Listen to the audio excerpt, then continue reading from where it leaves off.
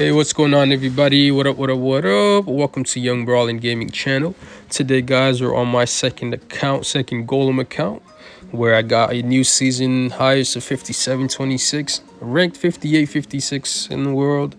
It's one game higher than my main, 5693, but that's about a 2,000 rank difference, 7,900. Well, yeah, around 2,000, something like that. But let's go ahead and jump into these games. Well, that's a friendly. So these are the 4 games we're going to be looking at, right? We're going to be looking at this P.E.K.K.A, Dark Prince with the Bandit, Baby Dragon, Battle Ram. It's a pretty difficult matchup as a Golem because Poison is there to take care of the Bats and the Night Witch, and of course P.E.K.K.A shreds down the Golem, Bandit, Dark Prince, Battle Ram, able to put dual lane pressure because Golem is a heavy deck. You know, once you drop Golem, you can get hit with the dual lane push. But here we go. Once you see a Bandit, you know, I'm assuming that it's going to be a P.E.K.K.A Brit Spam deck. It could be a variation of a Dark Prince, could be Royal Ghost, but it doesn't mean it has to be a P.E.K.K.A Brit Spam deck. Of course, it can be something else. But for now, my go-to thing is that it's a P.E.K.K.A deck. So you see Golem can go in the back now because we're up a little bit of elixir. And if you guys look at the elixir when the P.E.K.K.A was done, it was at 8 elixir rather than 10. So we're up about maybe 3 or 4 elixir, right? So I go with the Golem, and the Poison was out of cycle, so that let me spam at the bridge with the Lumber Baby Dragon. And what I'm trying to do is take care of that P.E.K.K.A, and I don't have to worry about that on defense because that's when it becomes a little bit of trouble. And also, Golem got to the tower, picking up some damage, bringing it down to 2936. I did a bar barrel to take care of the E-Wiz, but you know the opponent did a Bandit there. 3 elixir was spent, and that's why the E-Wiz wasn't taken care of. But now we got a lot of damage done on that tower, and we're up 1 elixir. So what I want to do is keep applying that pressure. You check out that cycle though the opponent has, the Poison and the P.E.K.K.A. It's ready for the Golem Night Witch play. You see that 2 elixir, I'm not gonna touch because we need that 2 elixir advantage here on offense, guys. The Battle Ram is done in the opponent's deck in the right. That lets me do Golem because if you look at the opponent, like, there can only be one thing. It can either be P.E.K.K.A or it can either be Dark Prince and Poison, but that's not going to be enough to stop the Golem from getting to the tower. And the Night Witch is actually going to lock onto the P.E.K.K.A, which will help it, you know, shred it down. That way we don't have to worry about it on defense.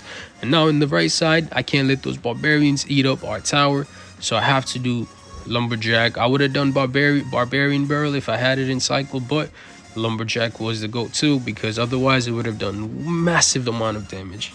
You see, I cycle a bar barrel because I need to get my cycle right, and you want to do it in the lane that you're really going for it. In that case, it was a left lane. Here, guys, my best bet is to kite the Dark Prince and the Bandit with the Golem into the lane that I want to focus on. The Poison comes out from the opponent, but that's not going to be enough to get rid of the Night Witch because a full Poison only does not take care of the Night Witch, guys. Here we got the Rage effect, we got the Bats, we got the Night Witch, Baby Dragon, and a Mega Minion. The E-Wiz didn't even stand a chance because we had the Rage effect going as well. And with 15 seconds left to go, guys, you know, we got this game in the bag. It looks like the opponent actually left the match here, maybe, but that was a really good game. The key thing was really you want to try to cycle the opponent out from the opponent's deck, and once that's been done, you pick up a little bit of elixir lead and then focus on to your push. Try to take care of that P.E.K.K.A, and you don't have to worry about that on offense. Well, I mean defense. Let's check out this game right here with the Hog Rider Rascals, I believe, with the motor. Here, opponent goes with the Hog Rider play, guys, into the left lane. We got the new NATO in our new NATO is kind of dumb, but I guess the job done. We're able to activate King Tower, guys, and the win condition was out of cycle, so I thought Golem was a good safe bet, but the opponent hit us with the motor. Well, motor locks onto the tower. I don't have another choice. I can't really go with the Night Witch or Baby Dragon or Mega Minion because the opponent's waiting with the bats, rascals, to on defense. So here, guys, I go with the Golem Night Witch play in the back.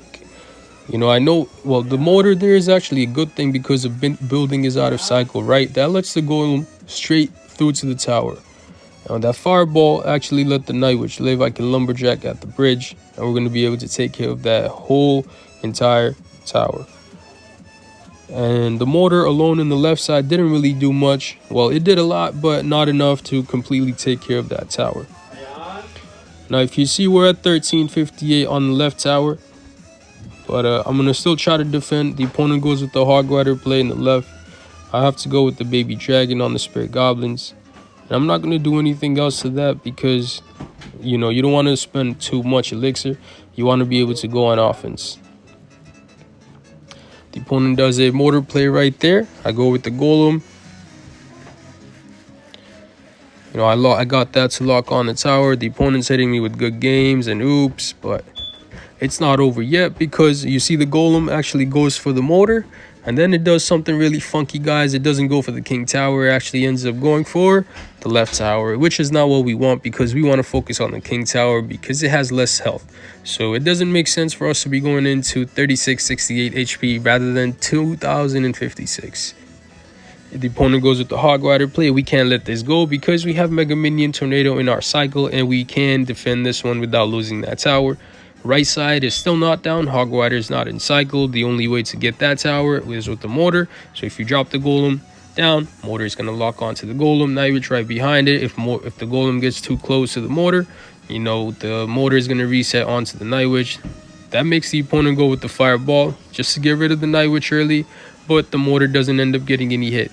I actually let go of the Hog Rider. I could have probably defended that easily. That was a mistake that we can note here for future reference. Because there was only 15 seconds to go in the game, I could have pulled it back with the NATO. So that could have actually costed me the game here because the right tower is at 2034. If the opponent goes aggressive here on offense, but I NATO, not the best NATO for me as well, but we still only gave Hog Rider only one hit, and I go with the Golem in the pocket. We got the Night Witch Baby Dragon going and split lane push kind of thing, and Lumberjack right behind it. Once we take care of this mortar, Golem's gonna go for the tower, and it's looking like GG at this point because we are in the lightning range, guys. So well played. We made a little bit of mistakes, but we're gonna learn from these as we go. I lost to this one right here, Balloon. Very nicely played.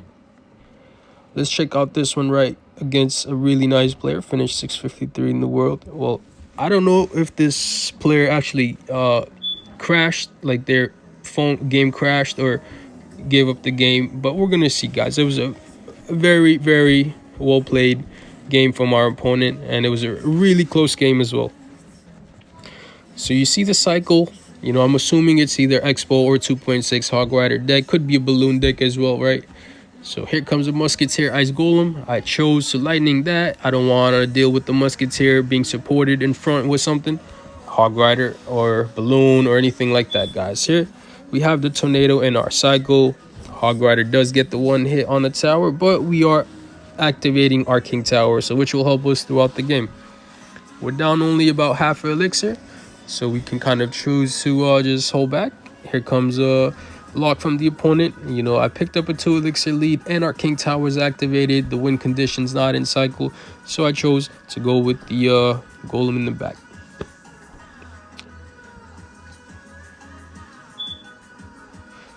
Here you'll see that, I lightly defend this with just a Barbarian Barrel because we have the King Tower activated. I go with the Baby Dragon for the skeletons. Hog Rider ends up doing a lot of damage though, 1166, but look at that Lumberjack lock on that tower, guys. Lumberjack alone brings that tower down to like 2000 something, and then the death damage from the Golem brings it down to another 1700 or something, and then the Golemites bring it down even more, guys, so 1170. So that's a really good damage done. It wouldn't have happened if we didn't defend the left lane equally, but I think we're kind of even in the game because we can't really defend that left side, right? even if I try to, if I do a Mega Minion or a Night Witch, the Hog Rider is getting a minimum of 2 hits, and then that tower is in fireball range. I'd rather take the 5 elixir positive trade and then focus on to the right tower and bring this game into a 2-tower game.